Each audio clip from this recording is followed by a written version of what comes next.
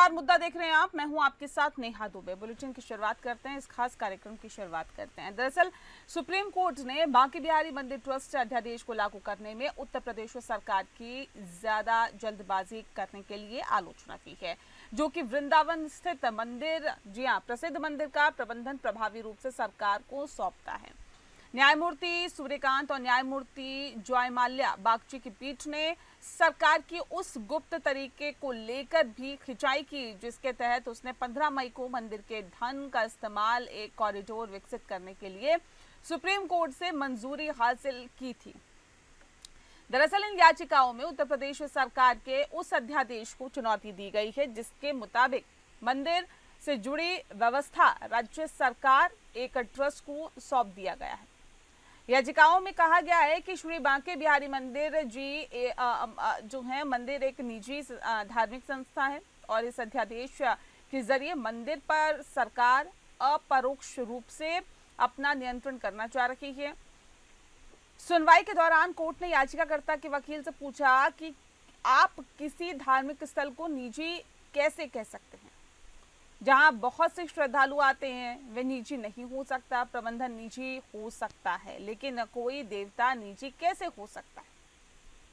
दरअसल मई में supreme court ने सरकार को मंदिर के धन का उपयोग करके 5 एकड़ जमीन अधिग्रहित करने की अनुमति दी थी, ताकि एक कॉरिडोर विकसित किया जा सके, जिसकी अनुमानित लागत 500 करोड़ रुपए है। हालांकि सुप्रीम कोर्ट ने इस शर्त पर अनुमति दी थी कि जमीन देवता के नाम पर पंजीकृत होनी चाहिए। सोमवार को पीठ ने मंदिर के धन के उपयोग की अनुमति देने संबंधी मई के फैसले को वापस लेने का प्रस्ताव रखा। इसने इलाहाबाद उच्च न्यायालय द्वारा अध्यादेश की वैधता पर निर्णय होने तक मंदिर के दैनिक कार्यों की देखरेख करने के लिए एक सेवानिवृत्त न्यायाधीश की अध्यक्षता में एक पैनल गठित करने का भी प्रस्ताव रखा। अदालत ने मई में प्रभावित पक्षों को नोटिस दिए बिना ही दिए गए निर्देशों के तरीकों पर आपत्ति जताई।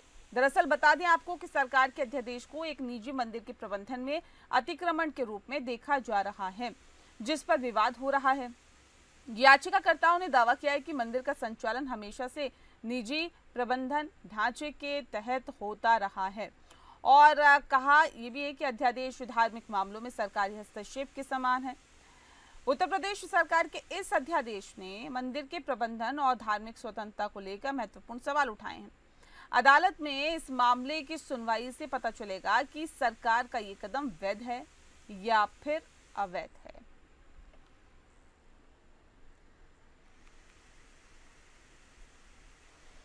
तो सुप्रीम कोर्ट ने बांके बिहारी मंदिर ट्रस्ट अध्यादेश को लागू करने में उत्तर प्रदेश सरकार की ज्यादा जल्दबाजी के लिए आलोचना की है। बता दें आपको कि वृंदावन स्थित प्रसिद्ध मंदिर का प्रबंधन प्रभावी रूप से सरकार को सौंपता है। न्यायमूर्ति सूर्यकांत और न्यायमूर्ति जयमाल्या बागची की पीठ ने सरकार की उस गुप्त तरीके को लेकर भी खिंचाई की है, जिसके तहत उसने 15 मई को मंदिर के धन का इस्तेमाल एक कॉरिडोर विकसित करने के लिए सुप्रीम कोर्ट से मंजूरी हासिल की थी। तो बांके बिहारी अध्यादेश पर यूपी सरकार को फटकार लगी है। बता दें आपको कि यूपी सरकार की जल्दबाजी पर सुप्रीम कोर्ट ने फटकार लगाई है। मंदिर के धन का इस्तेमाल कॉरिडोर विकसित करने पर विवाद, और पूछा गया क्यों? क्या सरकार निजी मंदिर के प्रबंधन में अतिक्रमण कर रही है? ये एक बड़ा सवाल है, ये भी पूछा गया। मंदिर के निजी होने की दलील पर कोर्ट ने तीखे सवाल दागे हैं।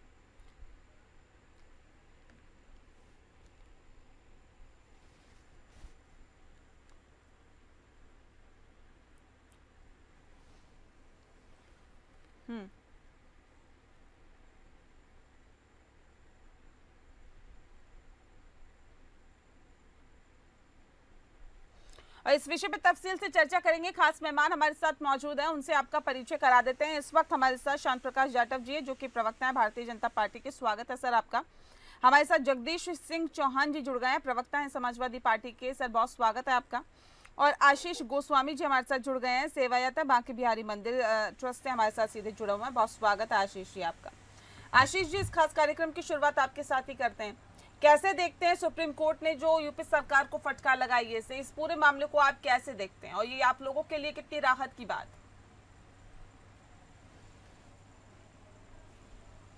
आशीष जी, आवाज मिल रही है आपको? चलिए, लगता है आवाज नहीं पहुंच पा रही। मैं श्याम प्रकाश जाटव जी का रुख कर लेती हूँ। श्याम प्रकाश जी, देखिए, एक फटकार सुप्रीम कोर्ट की तरफ से लगाई गई है। पूछा गया है कि इतनी जल्दबाजी क्यों हो रही है सरकार को, और अब मंदिर के धन का इस्तेमाल कॉरिडोर विकसित करने पर क्यों किया गया? देखिए, इसको थोड़ा सा गंभीरता से लेना ठीक रहेगा। सबसे पहले तो ये जो फटकार है वो सरकार को नहीं है, बल्कि जो दर्शन के लिए वहां पर लोग जाते हैं उनके हित पर फटकार है, क्योंकि जो ट्रस्ट में जो पैसा आया वो श्रद्धालुओं के द्वारा दान किया हुआ होता है। और स्वाभाविक बात है कि जो मंदिर ट्रस्ट से जुड़े हुए लोग हैं वो उस पैसे का अपने निजी कामों में इस्तेमाल करें, ठीक है, इसमें कोई बुराई नहीं है। मगर साथ ही साथ जो श्रद्धालु जो पैसा दे रहे हैं उनकी सुविधा को भी चिंता करने की आवश्यकता है। और सुप्रीम कोर्ट को भी ये समझना होगा, मैं उसको चैलेंज नहीं कर रहा हूँ, मगर ये समझना होगा कि जब कोई श्रद्धालु जब पैसा देकर के उस मंदिर में अपना सहयोग देता है तो स्वाभाविक बात है कि उसके आसपास का परिसर वो श्रद्धालुओं के लिए भी बेहतर बने। वहां पर यदि कॉरिडोर बनता है तो मंदिर ट्रस्ट पे जो खाते में जो पैसा गया है वो श्रद्धालुओं के द्वारा जो चूंकि दिया गया है, तो उस रास्ते को भी सुदृढ़ और मुफीद बनाने की जिम्मेवारी ट्रस्ट की होती है। और प्रदेश सरकार ने केवल यही तो कहा है कि वहां पर जो रास्ता है कॉरिडोर बना करके बेहतर कर दिया जाए, उसके लिए जो जमीन खरीदी जाए वो भी श्री बांके बिहारी जी के नाम पर ही खरीदी जाए। तो इसमें कहीं किसी प्रकार से मैं नहीं समझता कि हठ धर्मिता अपनानी चाहिए। दिल बड़ा करके उसको करना चाहिए, काम शुरू होना चाहिए, और उसमें तमाम श्रद्धालु और भी मदद करेंगे और भी दान करेंगे, इस चीज को भी ध्यान में रखना चाहिए। ठीक है, आशीष जी एक बार फिर से हमारे साथ जुड़ गए। आशीष जी कह रहे, देखिए, दिल बड़ा रखना चाहिए आप लोगों को और इसको खुले दिल से अपनाना चाहिए जो भी फैसला लिया गया, लेकिन कोर्ट कह रहा है इतनी जल्दबाजी क्यों कर रही है सरकार, आप लोग इसे कैसे देखते हैं?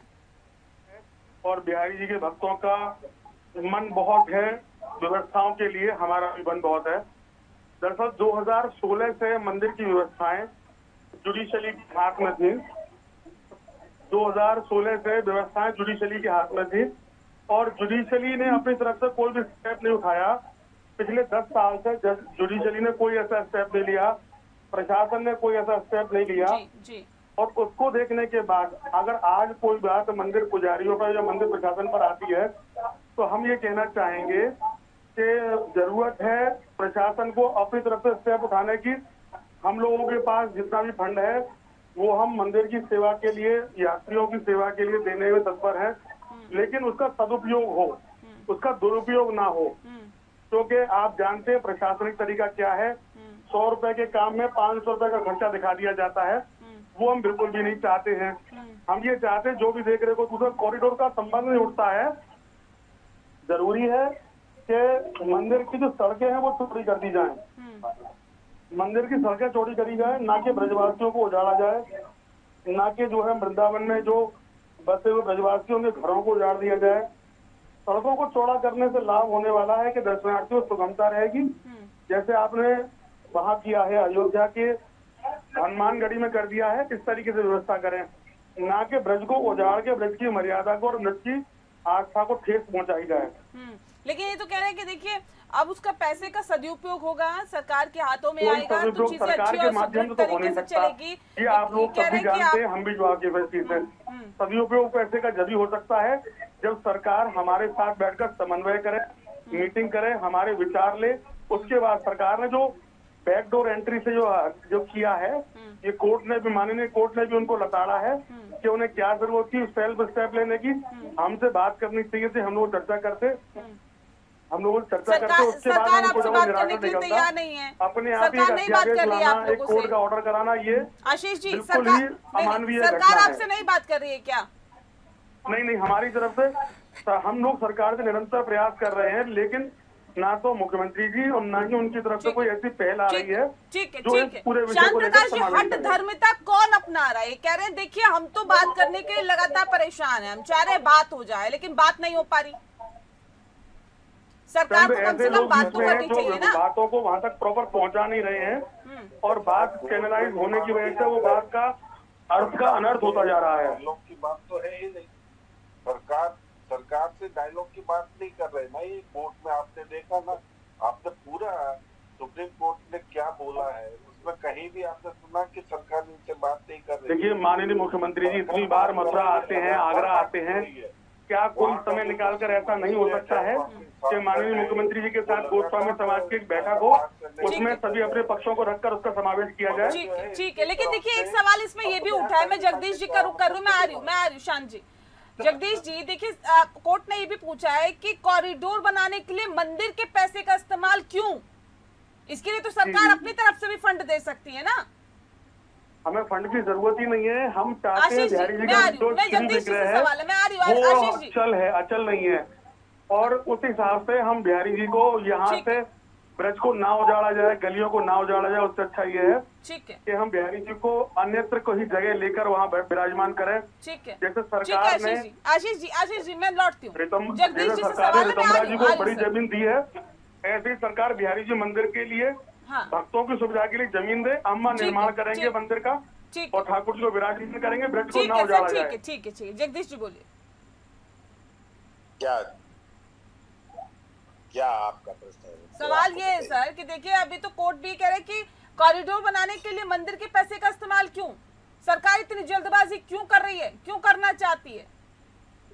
तो सरकार का काम ही है कि धार्मिक मामलों में, लोगों के धार्मिक मामलों में हस्तक्षेप करना सबसे बड़ी हिंदूवादी सरकार दिखाने का और सांप्रदायिक एजेंडा दिखाने का उनका शौक है। तो उसमें कौन रोक सकता, चाहे कोर्ट लताड़े, चाहे कोई भी कहे, लेकिन वो काम वही करते हैं ना जिससे कि सरकार को ये लगे कि उनका सांप्रदायिक एजेंडा है, संप्रदाय केवल हिंदू मुस्लिम के आधार पे उनको वोट लेना है, तो वो वही काम करेंगे ना जिससे उनको वोट मिले। जरूरी काम बने उनको कि जनहित का और जन कल्याण की चिंता थोड़े, जैसा आशीष जी कह रहे हैं। भारतीय जनता पार्टी की सरकार को जनहित और जन कल्याण से कोई लेना देना नहीं है। उनको केवल लोगों के सेंटिमेंट से खेलना है और उनकी भावनाओं का दोहन करना है और उनको ये फैलाना है कि हम ये हिंदू के लिए कर रहे हैं, हम मुस्लिम को दबा रहे हैं, यही सब है इनके पास।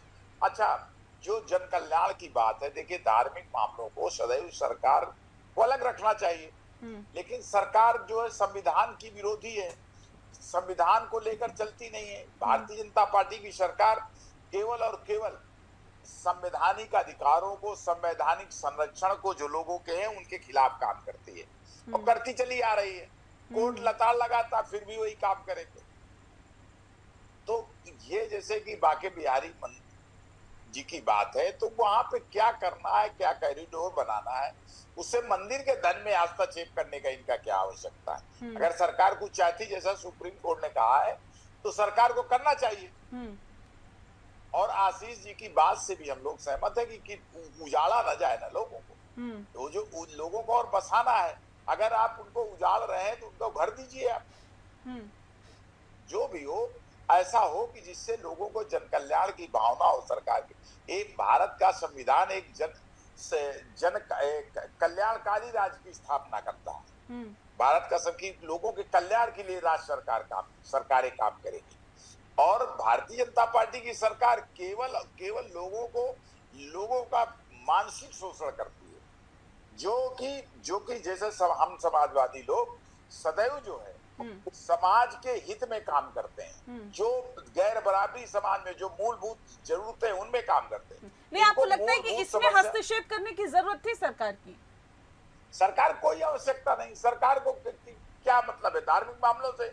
हम सेकुलर राष्ट्र हैं, हमको धार्मिक मामलों में उलझने की क्या आवश्यकता है? धर्म और आस्था एक बहुत ही निहायत जाति मामला है, व्यक्तिगत मामला है, उसमें सरकार को उलझने। लेकिन जगदीश जी, कई बार ऐसा देखा गया कि भीड़ बहुत ज्यादा हो जाती है, बांके बिहारी मंदिर में दर्शन करने के लिए लोग परेशान हो जाते हैं, भीड़ बहुत ज्यादा हो जाती है, नियंत्रित नहीं किया जा सकता उस भीड़ को। तो उसकी व्यवस्था सरकार को करना चाहिए ना। सरकार को करना चाहिए, उसकी व्यवस्था करे, कैसे भीड़ का नियंत्रण हो, कैसे लोगों को जन सुविधाएं बढ़े ये सरकार की जिम्मेवारी है। सरकार की जिम्मेवारी है जहां भीड़ बढ़ती है उसको कैसे नियंत्रित किया जाए और लोगों को कैसे सुविधाएं पहुंचे, यही तो जन कल्याण है। और उसको सरकार को ये थोड़ी कि बांके बिहारी मंदिर में जो चढ़ावा आता उसको हड़प करने के लिए पीछे से वो किए हुए हैं। ठीक है शांत प्रकाश जी, देखिए सुन लिया आपने, कह रहे हैं कि भीड़ को नियंत्रित करने की एक व्यवस्था बनाने की जिम्मेदारी सरकार की है, लेकिन उस पर नियंत्रण करने की जिम्मेदारी नहीं है कि जो चढ़ावा जनता भेज रही है, ये जनता चढ़ा रही है। भीड़ को नियंत्रित नहीं कर रहे हैं, इनकी नियत में खोट है। इनकी नियत में वहां का पैसा चढ़ा हुआ है कि वहां का पैसा क्या आता है उसमें चढ़ा हुआ, इसलिए अंदर खाने से उस पैसे को हड़पने की कोशिश कर रहे हैं। ऐसा है क्या शांत प्रकाश जी, जवाब दीजिए, नियत में खोट है क्या? यही बात हम बार बार बताना चाह रहे हैं कि नजरें कहीं है, निशाना कहीं और है।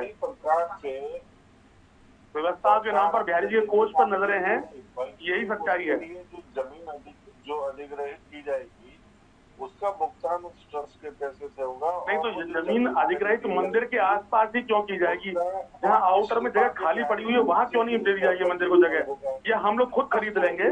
वो खाली जमीन दे देनी चाहिए ना। मंदिर तो ठाकुर जी तो चले हमारे, चौड़ा करना है, सुरक्षा। यहाँ बस्ती के एरिया को तोड़ने का क्या प्रयोजन है? जो सड़कें चौड़ी होंगी वो सरकार करेगी, तो इसलिए इसमें किसी मतलब पैसा तो सर बिहारी जी का रहेगा ना, पैसा तो मंदिर ट्रस्ट का रहेगा ना, मंदिर का रहेगा ना, फिर सरकार तो उसमें क्रेडिट नहीं लेगी।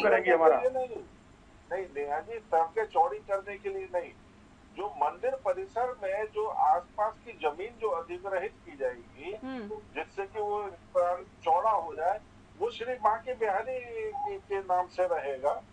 वो उसके लिए पैसा दिया जा रहा है।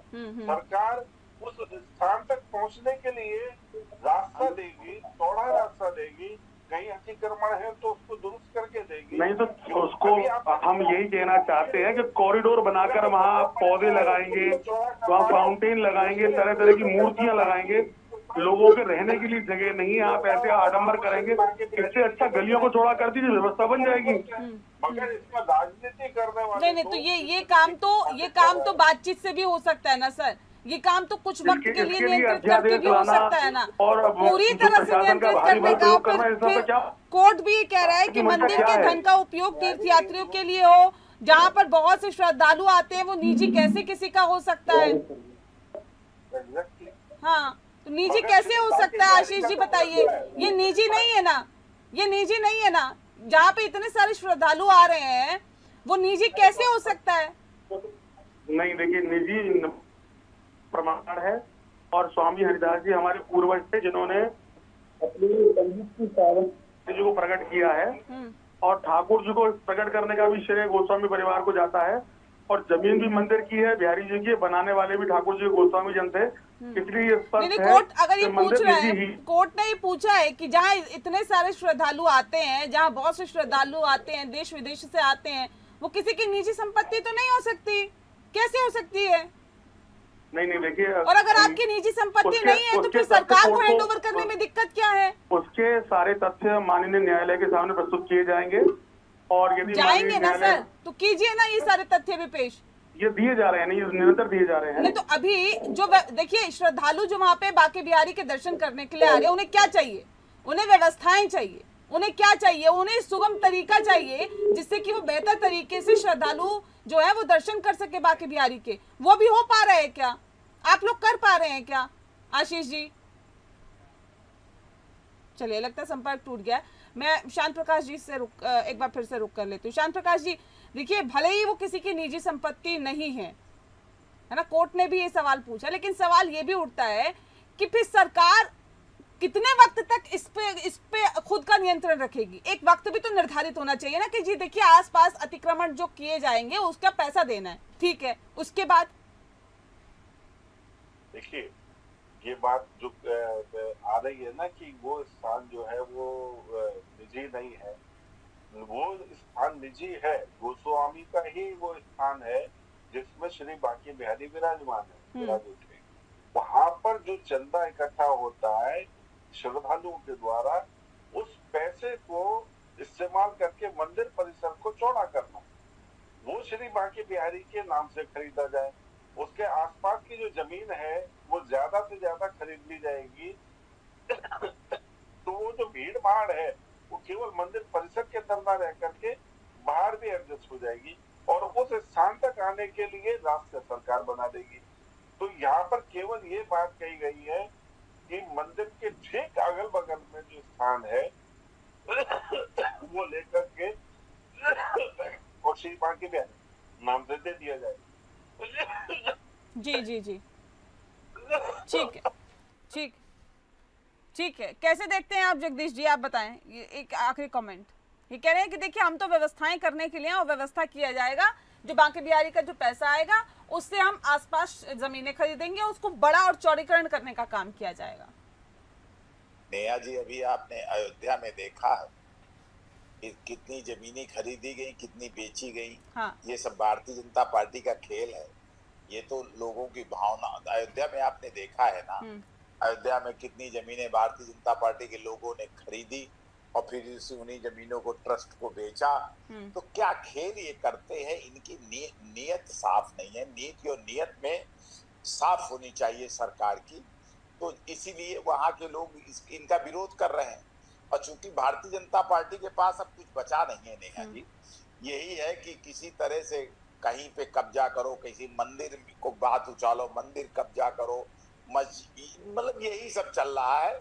और ये दिग्भ्रमित सरकार है और इसको क्या कहे, जन कल्याण से कुछ लेना नहीं चाहिए। जो मूलभूत समस्याएं हैं लोगों की, उनसे ध्यान भटकाने के लिए इसी तरह की कार्रवाई सरकार करती है, जिससे मूलभूत समस्याओं, जो बहुत बड़ा मुंह जिनका हो गया, बहुत बड़ी समस्या है देश के अंदर, ना किसान के पास खाद है, ना नौजवान के पास रोजगार है, ना व्यापारी के पास काम है, सारा का सारी व्यवस्था ध्वस्त हो गई है भारतीय जनता पार्टी की सरकार में। इन्होंने भ्रष्टाचार चरम सीमा पर है कि आज इनके लोग बिल्कुल भ्रष्टाचार में आकंठ डूबे हुए हैं। गुंडागर्दी, भाई, मतलब कि क्या कहे, पूरी तरह से चारों तरफ त्राहिमाम है। आज चुनाव हो जाए तो भारतीय जनता पार्टी को जो 30 सीटें मिलना मुश्किल उत्तर प्रदेश में हो जाएगा।